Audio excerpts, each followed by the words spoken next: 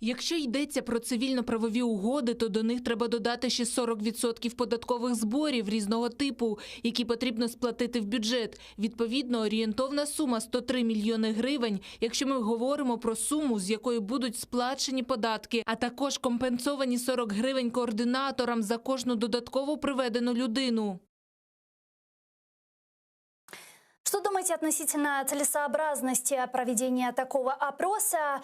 Будут ли его результаты качественными и репрезентативными? Пане Володимире.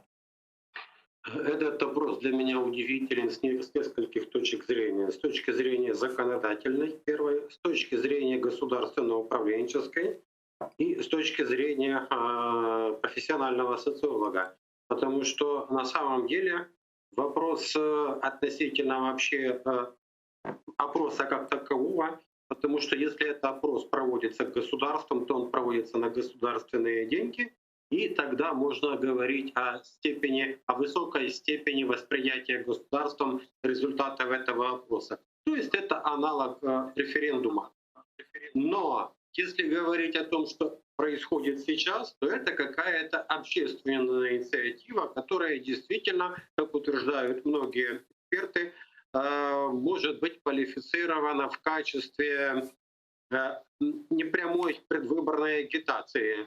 Потому что все, что любая агитация, любые опросы, которые проводятся под эгидой политических сил или президента в день выборов, они не имеют никакого тождества с теми опросами, которые проводятся социологическими службами, так называемые экзит-полы, да, в день выборов. Поэтому экзит-полы — это одно, они проводятся социологическими службами и не проводятся под эгидой кого-то, какой-то ветви власти или какой-то политической силы и не оплачиваются за счет каких-то партий, как в опросе, который предложил Зеленский. А вот то, что предложил Зеленский, то получается, да, что это опрос, который финансируется на партии Зеленского, и это верный признак того, что это можно квалифицировать как агитационное мероприятие, не прямая агитация. Репрезентативности в этом опросе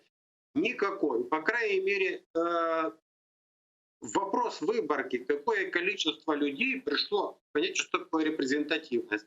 Это представительность. То есть если делается во время проведения социологического опроса некая выборка, да, из генеральной совокупности, то есть из всего массива населения, берутся статистические показатели и делается уменьшенная модель общества. И тогда можно говорить о репрезентативности. А вот то, что будет на выходе, это слишком нерепрезентативно. Это кто подошел, кто не подошел, какой процент пришедших на участок голосовать вообще ответил на эти вопросы. Проконтролировать это невозможно.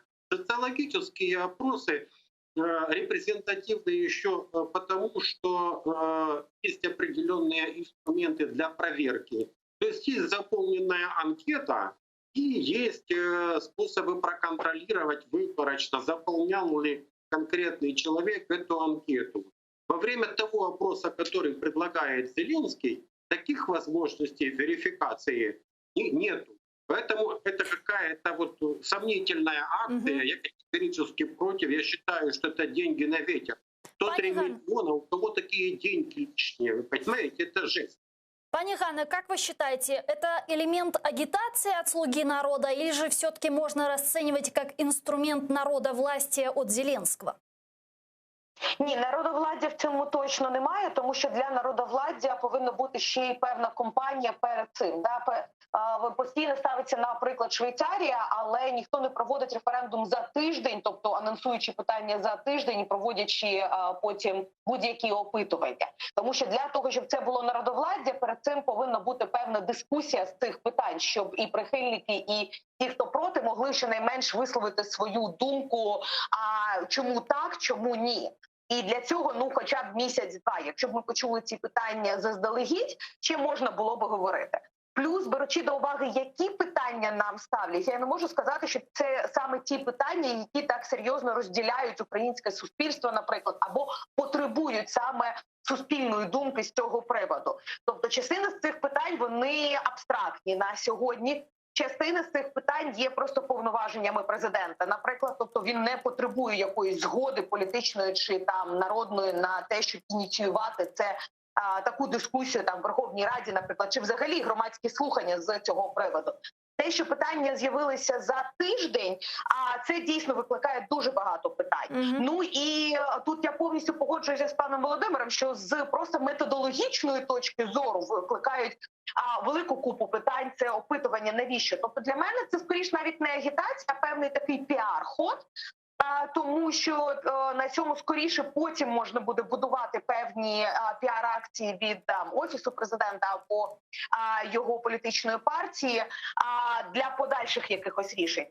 Тому що на сьогодні, ну, дійсно, не виборки, не можливості проконтролювати, намалювали, не намалювали відповіді, ні роз'яснювальної кампанії, ні того, хто відповідальний за це і буде. Тобто ми зазвичай довіряємо іменам. Давайте говорити відверто. Ми довіряємо екзит-полам, тому що ми знаємо, що це репутація конкретна Разумкова, Центра, рейтингу, Соцеса.